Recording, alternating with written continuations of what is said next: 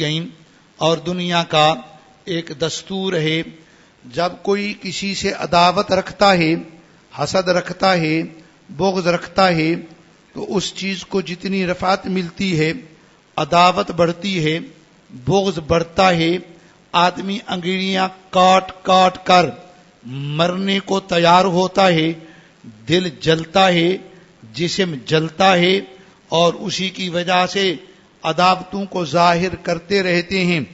دنیا نے بڑا زور لگایا، پورا یورپ آیا، پورا بر اعظم امریکہ آیا، دنیا کے دوسرے کفریہ ممالک آئے، انہوں نے بڑی تیاری کی، بڑی محنت کی، مسلمان قرآن کو چھوڑ دیں، قرآن پڑھنا چھوڑ دیں، قرآن سیکھنا چھوڑ دیں، مدارس نہ رہیں، مساجد قرآن سے معمور نہ رہیں، قرآن پہ عمل کرنے والے نہ ہوں، زبان پہ قرآن نہ ہو، دل میں قرآن نہ ہو، آنکھوں میں دکھنے کو قرآن نہ ہو، سننے میں قرآن مجید نہ ہو، جسم پر عمل سے قرآن نہ ہو، یعنی قرآن مجید کے احکامات کے اور اعمال سے آدمی کا جسم مزین نہ ہو، اس کی زندگی قرآنی احکامات سے معمور نہ ہو، اس کا بیٹھنا قرآن مجید کی ہدایات کے مطابق نہ ہو، آدمی ایسے ڈھلے جیسے یورپ چاہتا ہے، آدمی سرتا پا ایک یورپی کردار رکھتا ہو، یورپی صورت رکھتا ہو، اپنے کپڑوں میں، اپنے لباس میں، اپنے کاروبار میں، اپنے معاملات میں۔ دنیا کفر اس میں ایک حد تک کامیاب بھی ہوئی، بہتوں کو اپنے اسی رنگ میں رنگ بھی دیا، بہتوں کو اپنی اس بہاؤ کے اندر بہا بھی دیا، مگر بہرحال ایک طبقہ وہ بھی رہا جو قرآن مجید کو اپنے سینے سے لگائے رکھا۔ سینے سے کیا لگائے رکھا؟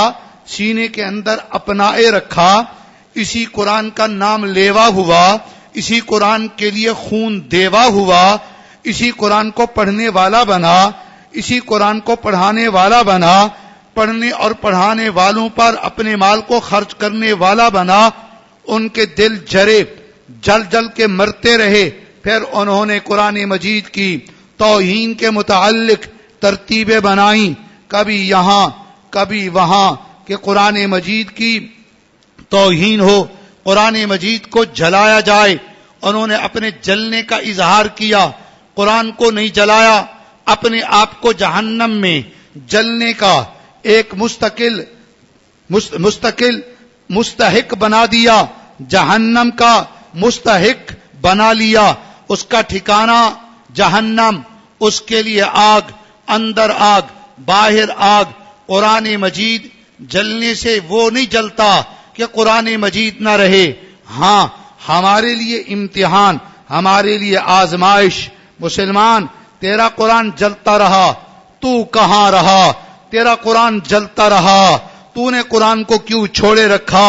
تیرا قرآن جلتا رہا تو دنیا کے پیچھے گم رہا، تیرا قرآن وہاں پر جلتا رہا، تو موبائل کی گندی گندی چیزوں میں، پب جی میں، فلاں فلم میں، فلاں عیاشی میں، فلاں خرابی میں، فلاں بدبو میں تو گھسا رہا، وہاں دن کو قرآن جلتا رہا، تو دن رات اسی موبائل کے پیچھے مرتا رہا۔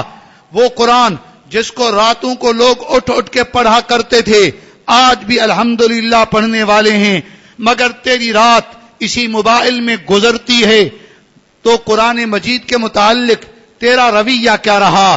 قرآن کا یہ جلنا تیرے لیے سبق، میرے لیے سبق۔ قرآن کی آواز کو سن، قرآن کی صدا کو سن، قرآن مجید کو اپنا۔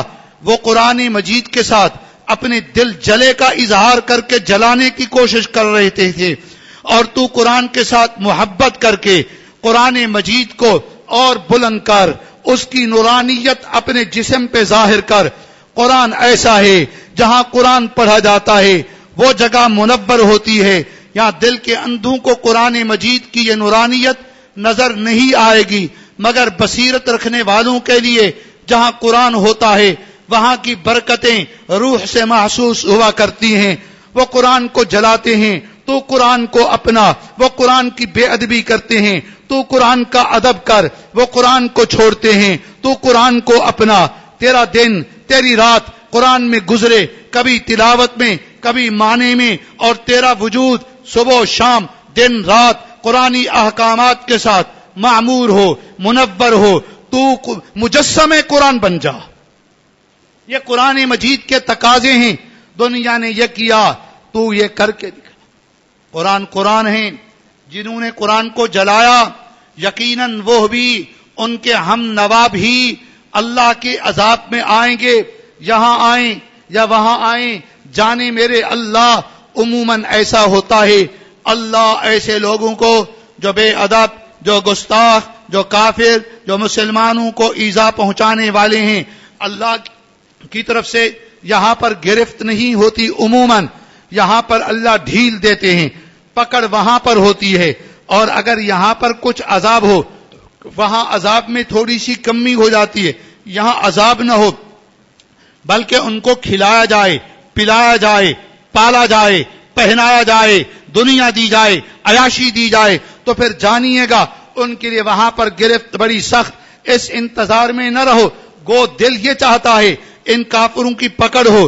ہمارا دل جو غصے سے بھرا ہوا ہے، اس دل کے غصے کو کہیں شفا مل جائے، کچھ اس سے غصے کا ازالہ ہو جائے۔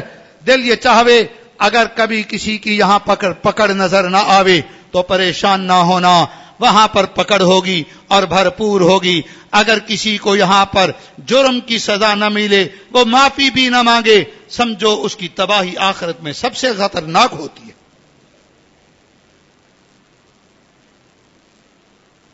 بہت کام خراب۔ قرآن ہے، یہ تو پورے قرآن کو جلا۔ قرآن مجید کی ایک آیت کا انکار، قرآن مجید کی ایک آیت کا مذاق اڑانا، یہ آدمی کے لیے تباہ کن ہوتا ہے۔ والد رحمت اللہ علیہ قصہ سناتے تھے، ایک آدمی ایک کنویں کے اوپر خدمت کرتا تھا، کنویں کے اوپر ایسے یا بیل چلتا ہے یا اونٹ چلتا ہے، کچھ زمانہ بچپن کا یاد ہو، ایسے اس کے پیچھے لکڑی ہوتی ہے، پھر اس پر ایک آدمی بیٹھ جاتا ہے جو اس کو ہلاتا ہانکتا رہتا ہے تاکہ یہ اونٹ اور بیل چلتا رہے، ٹھہری نہ جائے۔ تو اسی لکڑی کے اوپر ایک آدمی بیٹھا ہوتا تھا، ہاتھ کٹا ہوا تھا، پاؤں کٹا ہوا تھا، جیسے ڈاکو کا دایاں ہاتھ بایاں پاؤں کٹا ہوتا ہے، وہ ہوتا تھا۔ وہ بیٹھتا اور پھر سے پڑھتا، قرآن پڑھتا تھا۔ قریب کے گھر والے اس کو روٹی دیا کرتے تھے، قرآن پڑھتا تھا، روتا تھا۔ پھر بالخصوص جب قل اللہم مالک الملک پہ پہنچتا تھا تو روتا تھا۔ ایک دن اس کے مالک نے پوچھا، میاں قرآن پڑھتے رہتے ہو، روتے رہتے ہو، اس آیت پہ بہت روتے ہو، وجہ کیا ہے؟ بولا قرآن کی اسی آیت کے نے تھپڑ لگایا، اس کی وجہ سے میں آج اسی ایسے حال میں پہنچاؤں، قرآن کی ایک آیت کا تھپڑ مجھے لگا ہے۔ ہوا یہ کہ میں بادشاہ تھا، اپنے علاقے کا بڑا گورنر تھا، طاقتور تھا، اور پھر میں ایک دن کوئی قرآن پڑھ رہا تھا، قرآن کی آیت پڑھی، قل اللہم مالک الملک تؤتی الملک من تشاء وتنزع الملک ممن تشاء، جس میں آپ جس کو چاہیں ملک دیں، جس سے چاہیں ملک چھین لیں۔ میرے میں اکڑ تھی، تکبر تھا، حکمرانی کی نخوت تھی۔ میں نے کہا کون ہے جو مجھ سے ملک چھینے؟ یہ آیت کہتی اللہ ملک چھین سکتے ہیں، میرے ملک کو کوئی نہیں چھین سکتا، میری کرسی مضبوط، میں مضبوط۔ بس یہ اکڑ تھی، یہ تکبر تھا۔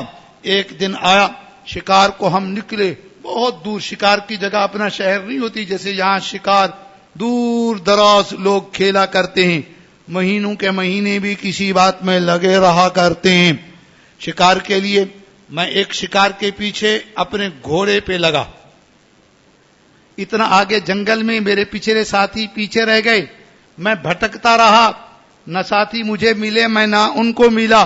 بھٹکتے بھٹکتے کتنے دنوں بعد کسی جگہ جا پہنچا، وہاں پر اندازہ یہ ہوا کسی دوسرے ملک میں جا پہنچا ہوں، اور وہاں کی لوگ اور پولیس والے، اس زمانے میں جو پولیس ہوگی وہ ڈاکوں کی تلاش میں تھے جنہوں نے بڑا ڈاکہ مار کر کے سونا چھینا تھا. انہوں نے دیکھا ایک آدمی گھوڑے پر ہے، خرجینیں بھری ہوئی ہیں، دیکھا تو سونا دینار ہی دینار اپنے ساتھ لے کے پھرتے تھے. انہوں نے کہا تو ہمارا ڈاکو تو ہے، میں نے جتنا کہا میں وہ ہوں میں ہوں. انہوں نے مانا ہی نہیں. مطلب بادشاہ بھی ایسے تنہا گھومتے ہیں. انہوں نے پکڑا اور ڈاکو کی سزا دی، دایاں ہاتھ کاٹا، بایاں پاؤں کاٹا اور یہیں پر ہمیشہ کے لیے رہ گیا. مجھے سمجھ آ گیا، قرآن کی اس آیت کا تھپڑ مجھے لگا. وہ جو میں تخت پہ تھا آج اس تختے پہ آ گیا، وہاں پر جو میں ایک امیر تھا فقیر رہ گیا. قرآن بے عجیب کی بے ادبی نے ہاتھ بھی کٹوا دیا، پاؤں بھی کٹوا دیا. اس لیے قرآن ہی پڑھتا رہتا ہوں کہ اسی بات کی کوئی جبر نقصان کی بات ہی ہو جائے، کوئی اس کا ازالہ ہی ہو جائے. جب اس آیت پہ پہنچتا ہوں تو پھر وہی بات یاد آ جاتی ہے اور روتا ہوں. قرآن کہتے قل اللہم مالک الملک تؤتی الملک من تشاء. جہاں ایک آیت کے آگے ایسی نخوت پر یہ نتیجہ نکلا. سنا آپ نے بادشاہ کا قصہ، تو بتلاؤ جو پورے قرآن مجید کی بے ادبی اور گستاخی کریں انجام کیا ہوگا. اس کی تو یہ خوش قسمتی ہی میں عرض کروں کہ یہاں دنیا میں سزا بھگتی، آخرت میں بچ گیا، کیونکہ توبہ تائب بھی ہوا، قرآن پڑھنے والا بھی بنا. طلّاعً للقرآن تھا، آنا اللیل و آنا النہار، شب و روز قرآن پڑھتا تھا. اسی پر وہ خوش بھی تھا. اگر اسی بادشاہی پہ رہتا قرآن کہاں پڑھتا. لوگوں آج ہمارے ہاں کچھ ایسی ہماری چیزیں ہوتی ہیں، ہم کچھ ایسی جگہوں پہ ہوتے ہیں، کوئی ایسی ڈگریاں ہوتی ہیں، کوئی ایسے کام ہوتے ہیں، قرآن مجید پڑھنا میسر نہیں، قرآن مجید کے پڑھنے کا موقع نہیں. موقع ہے بھی صحیح، دل نہیں چاہتا. افسری کی نخوت، دنیا کی باتوں کی نخوت ہے، قرآن پڑھنے کو دل نہیں چاہتا. قرآن بھی عجیب کتاب ہے، جو اس سے استغنا کرے گا قرآن اس سے استغنا کرے گا، جو پڑھنا چھوڑے گا تلاوت کا اسے موقع کم ملے گا. قرآن مجید کے پڑھنے کا اس کا شوق ختم ہو جائے گا. آج ہم کچھ ایسے حالوں میں ہیں، قرآن مجید پڑھا نہیں جاتا، دنیا پڑھتے ہیں. اور سنو گے بات سمجھ میں آئے گی اگر دل ہے سمجھنے والا. ہمارا حال یہ ہوا، ہم تو کچھ ایسے خراب نکلے.